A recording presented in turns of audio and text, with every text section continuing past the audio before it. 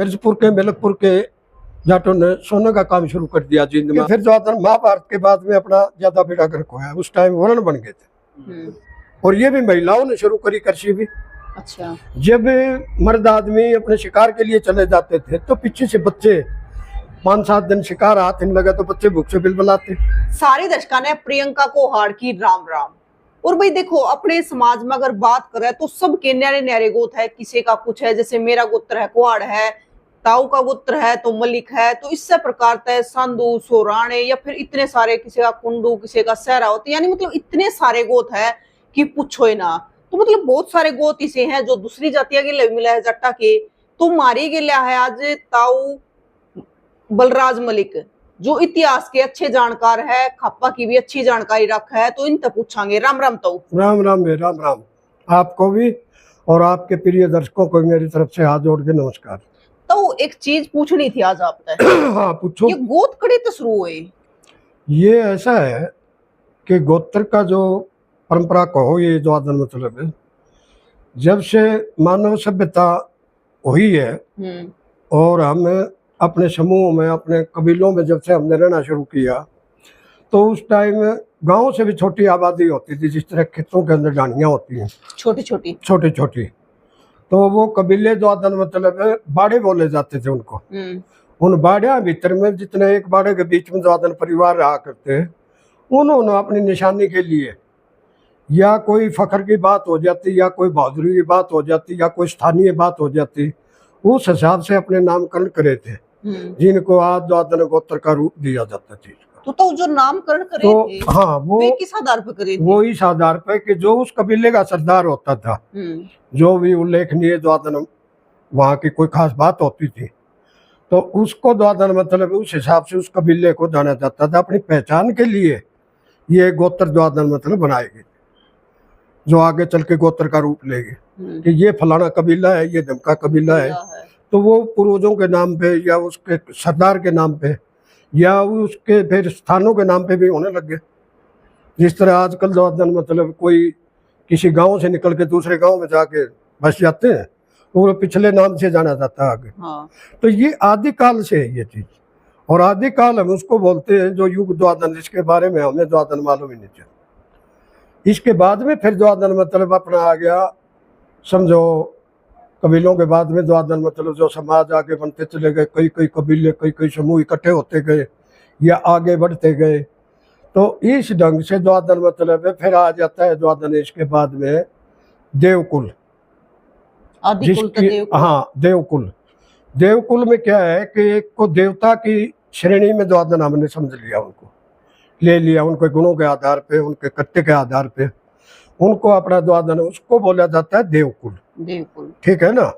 और देवकुल के बाद में फिर द्वादन और भी अच्छा द्वादन महान हो गया, कोई द्वादन अपने विचारों से या अपने द्वादन मतलब सभ्यता के हिसाब से द्वादन मतलब और प्रगति होती गई, उसको बोलते हैं द्वादन अपना ऋषिकुल। उनको हमने द्वादन जो श्रेष्ठ होते थे उनको ऋषिकुल का नाम, उसको ऋषिकुल का नाम दे दिया। और इसके बाद में फिर द्वादन मतलब और चलते गए आगे, वैदिक काल आ गया, जब अपनी द्वादन लिपि की खोज हो गई थी और लिखा जाने लगा था लिखित रूप में पत्तों के ऊपर। जिस तरह द्वादन मतलब अपने किसी भी चीज के या पत्थर पे या और चीज पे द्वादन लिखना जब से शुरू किया, तो उसको बोलते हैं हम द्वादन मतलब अपना वैदिक युग। हाँ, वेदों की भी संरचना हुई जो हमारी शिक्षाएं थी। ठीक है ना। और शिक्षाओं का मतलब यही था कि जो गलत कार्य होते थे उनका विरोध, और जो अच्छी बातें होती थी उनको ग्रहण करने की द्वादन मतलब प्रेरणा, ये हमें वहां से मिली है। जिस तरह अपने द्वादन वैदिक काल तक भी द्वादन इतनी बातें नहीं थी, वैदिक काल के बाद में, वैदिक काल में एक काम हो गया था, 4 वर्ण हो गए थे। तो पहले तो अपना सबसे पहले द्वादन मतलब अपना इंसान का जो रोजगार था वो सबका एक ही था, शिकार या अपने कंदमूल फल फूल जो प्रकृति से उपलब्ध होते थे हमें, उन्हीं से हम अपना गुजारा करते थे।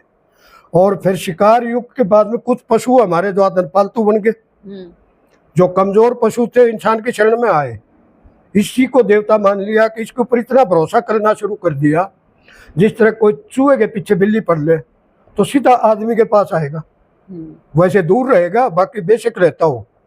आफत आ जाएगी तो सीधा द्वादन इंसान के पैरों में आएगा। फिर द्वादन मतलब कुत्ता पड़ जाए बिल्ली के पीछे तो सीधा मतलब बिल्ली भी द्वादन मतलब कि इंसान बचा लेगा उसमें। इंसान बचा लेगा, उसको भरोसा हो गया चीज का। ये श्रेष्ठ है, क्योंकि प्रकृति ने ये प्रेरणा द्वादन सिर्फ इंसान को ही दी है, अन्य किसी जीव को नहीं दे रखी। इसको श्रेष्ठ माना गया, वो भी मानते हैं। इसके बाद में फिर द्वादन कुत्ते के पीछे कोई द्वादन चीता लग गया या और उससे बड़ा हिंसक जानवर कोई पढ़ लिया, भेड़िया पढ़ लिया, वो भी सीधा मानव के शरण में आएगा। और यदि इनके पीछे भी कोई चित्ते के पीछे भी शेर लग जाएगा तो द्वादन मतलब डिस्कवरी चैनल पे या नेशनल ज्योग्राफिक पे जो हमारे आजकल के द्वादन आधुनिक वो है साधन द्वादन, उन पे हमने देखा है वो भी द्वादन इंसान की शरण देगा।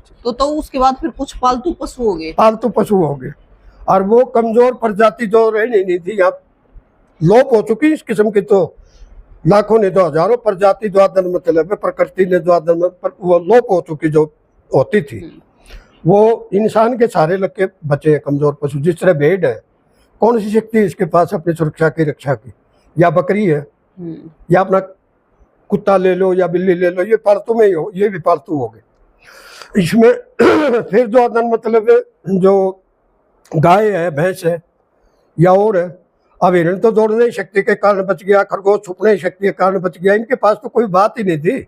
ये सिर्फ द्वादन मतलब मानव के कारण ही, इसी को द्वादन मतलब मान के इसके इर्द गिर्द रह के द्वादन मतलब बची ये प्रजाति। तो उसके बाद में फिर द्वादन कृषि की इजाद हुई, ठीक है ना। अब कृषि इजाद हुई तो उससे पहले नहीं, कृषि की बाद में हुई, उससे पहले पशुपालन आ गया, जो ये पालतू पशुओं का पता है। इससे पहले पशुपालन, हाँ पशुपालन आया था। इसके बाद में फिर द्वादन मतलब अपना कृषि युग, और ये भी महिलाओं ने शुरू करी कृषि भी। अच्छा, जब मर्द आदमी अपने शिकार के लिए चले जाते थे तो पीछे से बच्चे 5-7 दिन शिकार हाथ नहीं लगा तो बच्चे भूख से बिलबिलाते, वो नहीं देखे गए उनसे।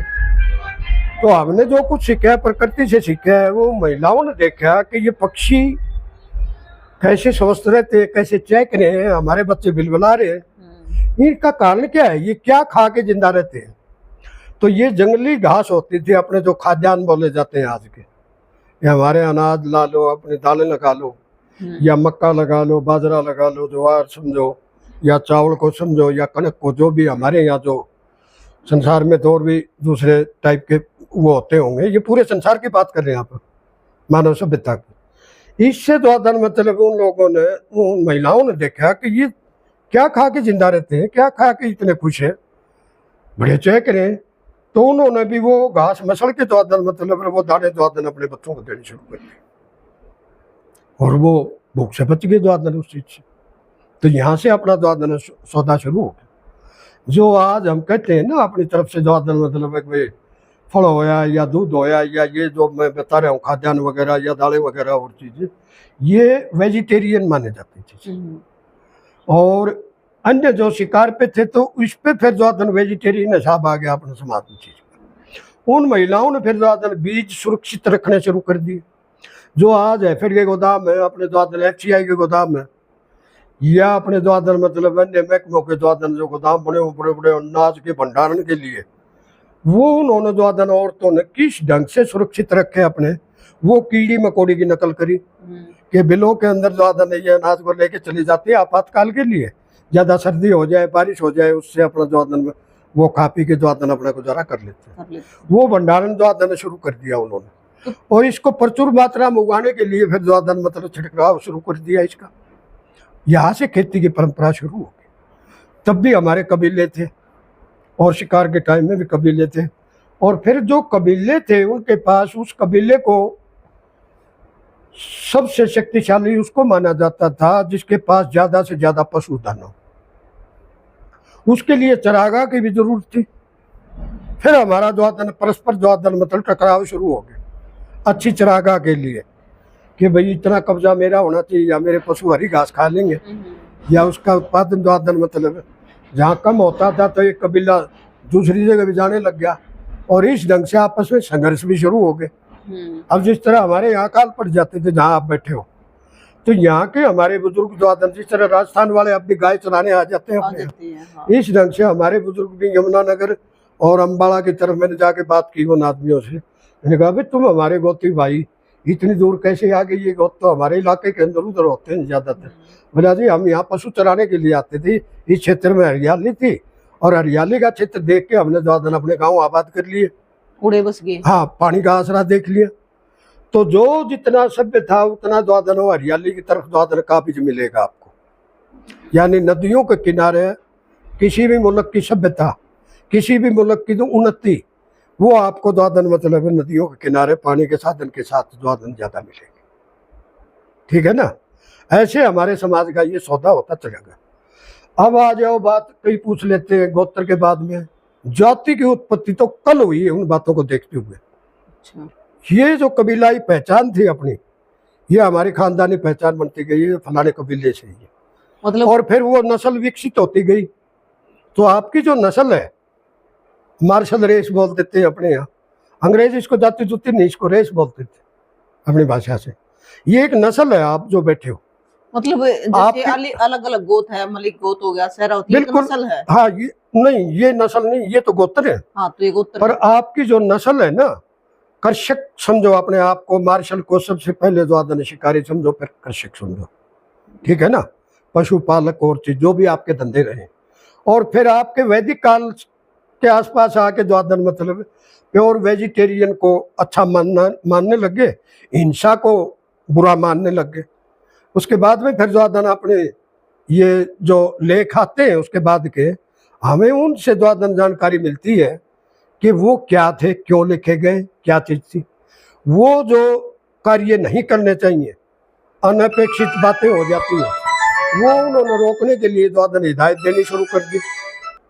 अब उस टाइम के फिर द्वादन महाभारत के बाद में अपना ज्यादा बेड़ा गर्क हुआ। उस टाइम वर्ण बन गए थे, और वर्ण बन गए थे तो एक वर्ण तो होता था पढ़ना और पढ़ाना, यानी शिक्षित करना, और दूसरा फिर रक्षा सुरक्षा, उसकी भी आवश्यकता हमें पड़ी।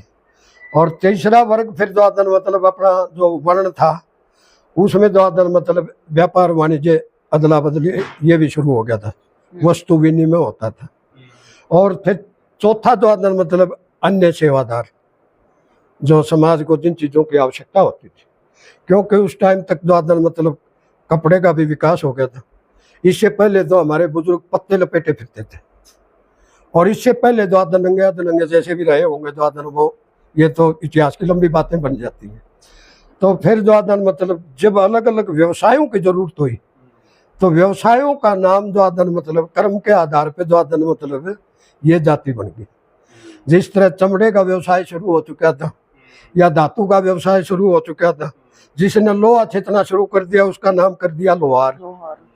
या फिर द्वादन जिसने शोरा निकालना शुरू कर दिया उसका नाम शौरगर। ठीक है ना, या नमक जिसने बनाना शुरू कर दिया उसकी भी कोई जाति का नाम रख रखे हो। अपने यहाँ तो नमक बनता नहीं, अपने यहाँ के बता रहा हूँ मैं। सोने की कार शुरू कर दी तो उसका नाम सुनार। तेल निकालना शुरू कर दिया उसका नाम तेली। यानी हमारे जिसने जो धंधा शुरू कर दिया हमारे कबीलों में से ही, और उसी नस्ल के आदमियों ने यदि वो दूसरा व्यवसाय शुरू कर दिया तो उसके बाद में फिर द्वादन मतलब वो उस जाति के नाम से वो उसकी जाति बना दी, उसकी पहचान, कि भाई ये फला जाति से है, ये ढिमकी जाति से है। अब आप पूछोगे उनका द्वादन रोटी बेटी का व्यवहार कैसा रहा, आपसी रिश्ते कैसे रहे। अब किसी अपनी जाति का ले लो, जाट ले लो, मिर्जपुर के मिलकपुर के जाटों ने सोने का काम शुरू कर दिया जींद में आज से सैकड़ों साल पहले, और बड़ा अच्छा व्यवसाय कर रहे हैं। या उधर द्वादन पटेलों ने, गुजरात वालों ने अपने ये होते हैं द्वादन मतलब डायमंड, तो डायमंड का काम शुरू कर दिया पटेलों ने खुद।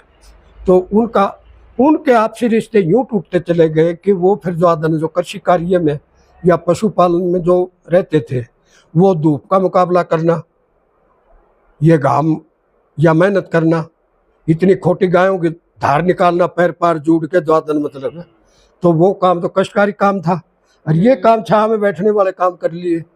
तो वो जो रिश्ता था उनका आपस में, खान पान तो एक रहा उनका, बर्तन अलग नहीं हुए तब तक, बर्तन तो हमारे तब अलग हुए द्वादन, मतलब ये दूरी तब बनी है जब अपना वेजिटेरियन का और नॉन वेजिटेरियन का नाम द्वादन मतलब शुरू हो गया कि ये द्वादन मतलब मांस मीट खाओ है भाई द्वादन, उससे अपने को गला नहीं होगी वेजिटेरियन को, तो उसने उसको द्वादन बर्तन अलग कर दिए।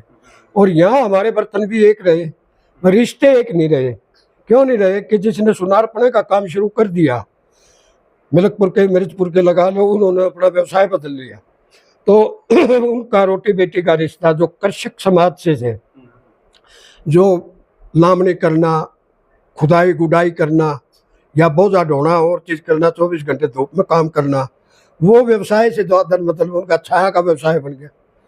तो वो लड़की द्वादन मतलब उनके यहाँ फिट थोड़ी बैठेगी, वो समान व्यवसाय वालों से द्वादन उन्होंने रिश्ते जोड़ने शुरू कर दिए। जिस तरह कोई कुंभ मैंने मिट्टी, कुंभ मैंने घड़ा और घड़े बनाने शुरू कर दिया, कुंभकार।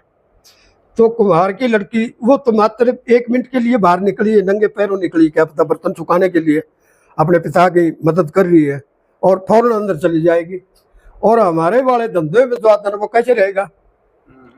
तो वो गोद तो उनके रहे वही, और व्यवसाय द्वादन उनके आपस में बदलते गए, व्यवसाय के अनुसार ही उन्होंने रिश्ते तय कर दिए।